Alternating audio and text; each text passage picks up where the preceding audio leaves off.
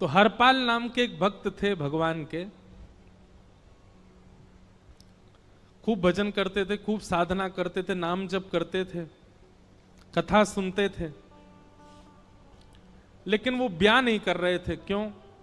उनकी इच्छा थी कि जैसा मैं भजन करता हूं, जैसी मेरी भक्ति है, जैसा मेरा भाव ठाकुर जी के प्रति है, ऐसी कन्या मिले तो मैं ब्याह करूंगा, नहीं तो जीवन भर ऐसे ही रहूंगा। तभी उनके किसी रिश्तेदार ने आकर के बताया, बोले तेरे लायक कन्या मिल गई मुझको। तो हरपाल जी बोले क्या क्या गुण है उस कन्या का? बोले उस कन्या ने शर्त रखी है, मैं उसी से ब्याह करूंगी जो रोज 1000 संतों को प्रसाद पवाता हो। हरपाल जी बोले अब तो मुहूर्त भी नहीं निकलवाना, कल ही ब्याह करवा दो मेरा। ऐसी कन्या से तो मैं बिना मुहूर्त के ब्याह करूं। मुहूर्त उसके संग देखा जाता है जिसके संग यह संकोच हो या फिर यह दुविधा हो कि पता नहीं जीवन कैसा चलेगा, इससे तो मुझे भरोसा है बढ़िया जाएगा मेरा जीवन, इसी से ब्याह करा दो। कन्या ने शर्त रखी, हरपाल जी हम आपसे ब्याह तो कर रहे हैं पर हमारी शर्त मंजूर है ना, रोज 1000 संतों को प्रसाद पवाना पड़ेगा। बोला मैं निश्चित करूंगा, आप ब्याह कर लो। और ब्याह हो गया। हरपाल जी रोज 1000 महात्माओं को प्रसाद पवाते। अब देखो, अगर कोई संकल्प ले ले कि मैं 1000 महात्माओं को प्रसाद पवाऊंगा, अगर 100 महात्मा ज्यादा बढ़ जाएं, 200 महात्मा ज्यादा, उनको मना करेगा क्या? वो तो फिर अपराध बनेगा उससे। प्रसाद पवाने का संकल्प लिया तो जितने आए सबको बैठाने की जिम्मेवारी उसकी। ऐसी कथा में भी होता है, कथा में जितने लोग आए सबका स्वागत होना चाहिए, सबके लिए स्थान पर्याप्त होना चाहिए। कई जगह प्राइवेट कथा करा, हम तो मना कर देते, मत कराओ भैया, आपको अपराध लगेगा। क्यों? वैष्णव को पता चला कि कथा हो रही, वो सुनने आ गया, जगह नहीं मिली या फिर वो बैठ नहीं पाया, तो खाली रहे भले ही स्थान, पर फिर भी स्थान बड़ा रखो ताकि कोई भी आए तो कोई रहे ना कथा से, नहीं तो कथा कराने वाले को अपराध लगता है। वैष्णव बिना सुने चला गया। तो हरपाल जी ने नियम ले लिया, रोज 1000 महात्माओं को भोजन कराते। अब 1000 की जगह कभी कभी 1200 भी हो जाते, 1300 भी हो जाते, 1500 भी हो जाते, लेकिन हरपाल जी करते कुछ नहीं थे। कमाई का कोई जरिया नहीं था, केवल दादा परदादाओं की पुश्त से जो उनके पुश्तैनी धन था उसी को ही खर्च करते जा रहे थे। 1 साल तक बढ़िया चला, 1.5 साल बढ़िया चला, लेकिन 1.5 साल बाद धीरे धीरे धन खत्म होने लगा। जैसे ही धन खत्म होने लगा, हरपाल जी बड़ी चिंता में आ गए, क्या करें। पत्नी को नहीं बताते थे, क्यों? बोले इससे तो शर्त लगी, इसको क्यों बताऊं अपना दुख, इससे तो शर्त मेरी यही शर्त थी कि रोज 1000 संतों को भोजन कराना। तो हरपाल जी ने बाहर जाते और दुकानदारों के यहां से जाकर के कर्जा लेने लगे। वो पुराने संपन्न थे तो किसी ने कर्जा देने से मना भी नहीं किया, सब देने लगे, बोले ले जा। इतना कर्जा कर लिया, 6-7 महीने तक कर्जे में भी उनके संत सेवा बंद नहीं हुई। 6-7 महीने बाद मांगने वालों ने मांगना शुरू किया, बोले हमारा दो, हमारा दो, हमारा दो। किसी का नहीं दे पाए तो पूरे नगर में ये हो गया कि भैया हरपाल जी अब पहले जैसी स्थिति में नहीं है, कर्जा इनको देना बंद करो, ये देते ही नहीं है पैसा लौटा करके। सब बिगड़ने लगा, धन नष्ट हो गया, इज्जत चली गई, लेकिन उनकी संत सेवा नहीं रुकी, रोज संत सेवा करते। एक दिन मन में विचार करने लगे, अब क्या करूं, अब तो मुझे कोई कर्जा भी नहीं देता, गहने भी सारे बिक गए, धन भी सारा खत्म हो गया। तो हरपाल जी ने मन बनाया कि मैं चोरी करूंगा, और चोरी करके ठाकुर जी, आप लोग मत करना ऐसा, चोरी करूंगा। हरपाल जी चोरी करने जाने लगे, लेकिन हरपाल जी का नियम था कि वो किसी के धन की चोरी नहीं करते थे। संपन्न लोगों के घर में जाते थे और उनकी रसोई घर की सामग्री चुरा लाते थे, चीनी, दाल, आटा, चावल, मूंग, नमक, मिर्च, ताकि भंडारा हो जाए सवेरे। इस प्रकार महाराज चोरी होने लगी। एक घर की हुई, 2 घर, अब तो हल्ला होने लगा। बोले कि घरों की सामान, राशन चोरी हो जाता है। वो बड़ा विचित्र चोर है, धन नहीं चुराता है, राशन चुरा के भागता है। ऐसी चोरी होने लगी महाराज। अब तो लोगों ने अपने अपने घरों में पहरेदारी शुरू कर दी कि चोरी ना हो। तो हरपाल जी को और दिक्कत होने लगी, क्या करें, कैसे करें। धीरे धीरे हरपाल जी इस स्थिति में आ गए कि अब संपन्न लोगों के यहां उन लोगों को ढूंढते जो ना कभी संत सेवा करते ना वैष्णव सेवा करते, और उन लोगों के यहां जाकर के थोड़ा बहुत धन चुरा लेते, स्वर्ण चुरा लेते। करना कुछ नहीं, अपना घर नहीं बनाते थे, बसाते थे, संत सेवा करते थे। ठाकुर जी रीझ गए हरपाल से। ठाकुर जी बोले, देखो ये सब चोरी कर करके और मेरे संतों को पवारा है। ठाकुर जी बोले, इस पर अनुग्रह करने जाना है। भगवान सिंहासन से उठ करके तैयार होने के लिए गए, और बढ़िया महाराज नकली सी मूछ लगा करके, ऊपर सिर पर पाग पहन करके, और थोड़ा पेट सा बाहर निकाल के, गले में खूब सारी जंजीर डाल के, हाथों की हर उंगली में अंगूठी पहन करके, सोने की जूतियां डाल करके, कौंधनी सोने की पहन करके, और एक बैंत समझते, वृद्ध लोग लेकर के चलते, बैंत, सोने का मड़ा हुआ बैंत लेकर के ठाकुर जी तैयार हो गए, एक सेठ जी बन गए। लक्ष्मी भैया ने पूछा, भगवान बड़ा सुंदर स्वरूप धारण किया, कहां जा रहे हो? बोले, अपने एक भक्त से मिलने जा रहे हैं। रुक्मणी जी बोली, मैं भी चलूंगी। भगवान बोले, तुम मत चलो, तुम उसको पहचान नहीं पाओगे, तुमसे अपराध बनी जाएगा। बोले, नहीं नहीं, भक्त दर्शन करने मैं तो जाऊंगी। भगवान बोले, जल्दी तैयार हो जाओ। सब लोग इधर देखो, वहां से कोई सामग्री आ रही है, कथा यहां हो रही है, इधर देखो, और फिर हम आंख बंद कर लेंगे, चाहे आप कहीं देखो। आंख खुली है तो हमको ही देखो। रुक्मणी जी एक सेठानी बन गई, ठाकुर जी सेठ जी बन गए, और दोनों ने मन में विचार किया कि हरपाल जी को दर्शन देना है। और यहां हरपाल जी की स्थिति क्या थी? अब संत सेवा के लिए कहीं से भी धन नहीं मिल रहा था। तो हरपाल जी एक मार्ग पर जाकर के बैठ गए और सोचने लगे, कोई धनवान यहां से निकलेगा तो उसको लूट लूंगा,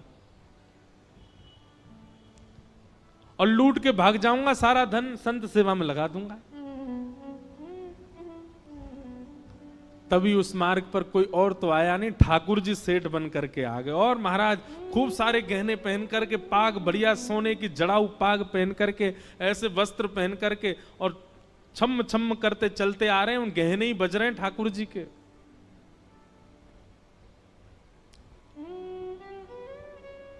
हरपाल जी ने जैसे ही नेत्र खोल करके देखा, ठाकुर जी के रूप यौवन और सबरी उनके श्रृंगार को देख करके हरपाल जी बोले, ये तो 1 साल के भंडारे की व्यवस्था आ रही है सामने से। इतने में ही सेठानी जी, रुक्मणी जी भी आई। उनको ओहो, ये तो कम से कम 5-10 साल की व्यवस्था आ रही है।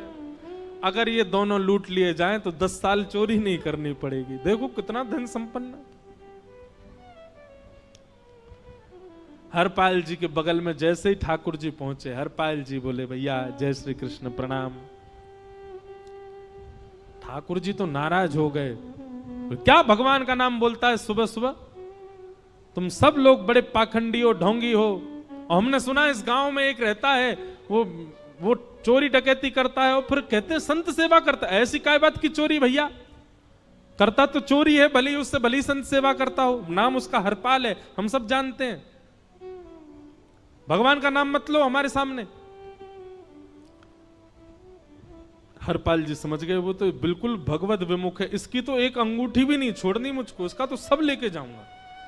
अगर ये बदले में जय श्री कृष्णा बोलता तो 1 गहना छोड़ देता इसका में, पर ये तो इतना बिखर रहा है भगवान का नाम सुन के, इसका कुछ नहीं छोड़ूंगा, सब ले जाऊंगा।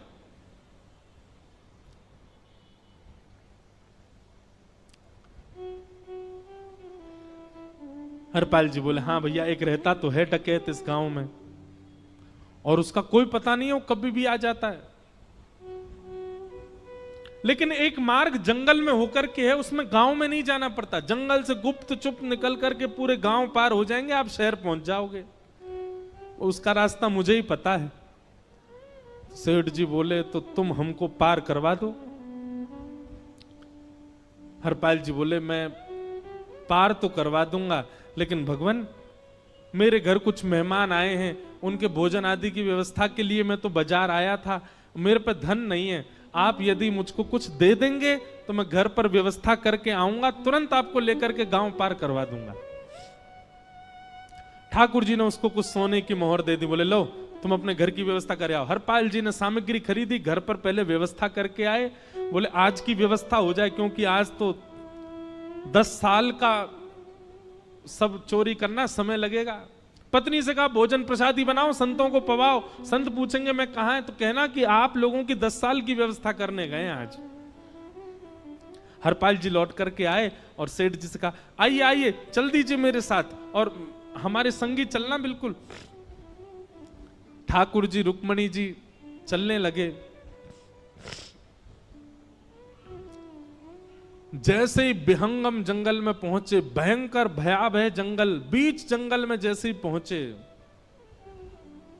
हरपाल ने पीछे मुड़ करके देखा, दोनों चले आ रहे हैं। तुरंत महाराज वो तो अपने रूप में आ गया, शेर की तरह गर्जना करने लगा, अपनी लाठी धर दी सामने और अपने सिर का स्वाफा निकाल करके सामने बिछा दिया। भगवान जो सेठ जी के रूप में आया, भगवान बोले भैया ये क्या कर रहे हो? बोले मैं ही हरपाल हूं। सारे सामग्री निकालो, डाल दो यहां पे, एक चीज भी मत छोड़ना, नहीं तो तुम जानते नहीं हो तुम्हारा क्या करूंगा। ठाकुर जी तो थर थर कांपने लगे। रुक्मणी जी बोली देखो कैसा नाटक कर रहे हैं। रावण के आगे नहीं डरे थे, कुंभकर्ण के आगे नहीं डरे, हिरण्यकश्यप के आगे नहीं डरे, और वो हरपाल के आगे ऐसे कांप रहे हैं। भगवान तो मन की सब समझ जाते हैं, कौन ही मारने, वो तुम भी कांपो क्यों? बोले भक्त है भैया, ये हमारो भक्त है। अनुब्रजम में हम नित्यम पूये ये तन्य रेणु भी, इसने हमारे लिए सब गवा दिया, हमारे वैष्णव संतों के लिए सब लुटा दिया, इसके आगे भयभीत होने में कोई लज्जा नहीं। लक्ष्मी नारायण दोनों कांप रहे और हरपाल कह रहा सब निकालो। ए सेठानी जी कान के कुंडल उतारो। कान कुंडल उतार दिए, नाक की नथनी उतार दी, सब उतार उतार के धर दिए, हाथों के सब कड़ूला आदि भी धर दिए। भगवान ने भी अपने सब उतार। बोले बैंत कहां लेके जा रहे, उसको भी धर दो। बोले अरे भैया बुढ़ापे की लाठी, हम गिर जाएंगे। बोले कुछ नहीं गिरोगे, धर दो इसको। जीवन में कभी राम ना, जय श्री कृष्ण बोलने पे चिल्ला रहे थे मुझ पे, रखो इसको यहां पे, सारा धर दिया। बोले बहुत बढ़िया हो गया, अब 10 साल की व्यवस्था हो गई। इतने में भगवान की कनिष्ठ उंगली में एक अंगूठी थी। हरपाल बोला ये कहां बचा के ले जा रहे हो, उसको दो। बोले अरे भैया ये तो बहुत बचपन की हमारी अंगूठी है और ये आज तक हमारी निकली ही नहीं है और ये निकल ही नहीं पाएगी, इसको बाहर हम निकाल ही नहीं सकते, इसको तो रहने दो हमारे पास। बोले तुम क्या जानो, इस अंगूठी से कम 1 हफ्ता संत भोजन होगा और तुम पे तो दया करनी नहीं है। चिल्लाए थे मुझ पे जय श्री कृष्ण बोलने पर, निकालो इसको। भगवान खूब प्रयास करें, वो नहीं निकले तो हरपाल जी ने उंगली पकड़ी, बोले इसको काट देता हूं मैं, तुम्हारे पास उंगली रहने का कोई काम नहीं है, तुम उंगली से करते ही क्या हो। और महाराज जैसे ही उंगली पकड़ करके काटने का मन किया, वो काटने ही वाले थे, इतने में ही द्वारिकाधीश भगवान शंख चक्र गदा पद्म धारण करके प्रकट हो गए सामने। रुक्मणी जी महालक्ष्मी के रूप में प्रकट हो गई और दोनों ने अपने अंक में हरपाल को भर लिया। हरपाल जी समझ नहीं पा रहे ये क्या हुआ, दूर हटे। बोले नाथ, बोले हम साक्षात द्वारिकाधीश, ये साक्षात रुक्मणी तुम्हारी भक्ति से प्रसन्न होकर तुमको दर्शन देने आए हैं। हरपाल जी घुटने के बल बैठ गए, रोने लगे, सर रख दिया चरणों में, पटकने लगे। बोले नाथ, मैंने अपने नाथ को लूटा, आज मैंने अपने स्वामी के साथ डकैती कर रहा था, मैं अपने स्वामी की उंगली काटने पर मजबूर हो गया था, इसका मतलब तो मैं पापी हूं। मेरा पाप इतना प्रचंड हो गया कि मैं आपके रूप को नहीं पहचान पाया। भगवान ने हृदय से लगा, नहीं हरिपाल, तुमने कभी अपने लिए प्रयोग थोड़ी किया। तुम्हारी पत्नी भूखे सो जाते हो, लेकिन संतों को भूखा नहीं जाने देते। ठीक है, उसके लिए भले ही तुमने वह गलत मार्ग अपनाया जो नहीं अपनाना चाहिए था, परंतु उसमें उद्देश्य कोई और तो नहीं था, मेरे जनों की सेवा ही तो थी, मेरे वैष्णवों की सेवा। और देखो हरपाल, एक मेरी बात सुनो, आज तुम्हारे मन में ग्लानि होती है कि तुमने दूसरों का धन हड़प करके और उससे संत भोजन कराया। वास्तव में इसका विधान शास्त्रों में यह बताया गया, जिसके धन से भोजन बना और संतों ने पाया, परोसा भले ही किसी ने भी हो, कार्यक्रम भले ही किसी ने भी कराया हो, पर धन जिसका लगता है पुण्य उसी को मिलता है। तुमने तो अपने गांव के, शहरों के उन लोग जो कभी संत सेवा नहीं करते थे, उनके धन चुरा चुरा करके उनको पुण्य बांटा है। तुमने कुछ गलत नहीं किया है। हां, अपने प्रयोग में यदि लेते तो पाप हो जाता, लेकिन तुमने तो एक रत्ती भी अपने प्रयोग में नहीं ली, सब संतों में लगा दी, और जितने लोगों का धन चुराया उन सबको पुण्य प्रदान कर दिया। हम तुमसे बड़े प्रसन्न हैं। हरपाल जी चरणों से लिपट गए, बोले नाथ आप बड़े कृपालु, बड़े दयालु। भगवान बोले अब हमने दर्शन दे दिया, अब हम जाएं। और सुनो, ये सारा धन हमने दिया है, 10 साल का नहीं होगा इससे। तो बोले जब तक तुम जीवित रहोगे तब तक की सेवा बनेगी, इससे संत सेवा चलती रहेगी। ये सारा धन आभूषण हम लेकर के इसीलिए आए थे ताकि तुमको अब कभी किसी से मांगना ना पड़े, किसी से हड़पना ना पड़े। भगवान जाने लगे तो हरपाल जी चरणों में गिर गए, बोले नाथ आज मैं आपके दर्शन कर पाया, मैं संत सेवा कर पाया, इसमें सबसे बड़ा योगदान मेरी पत्नी का है। उसने नियम नहीं बनाया होता तो शायद मैं कभी ऐसा नहीं करता।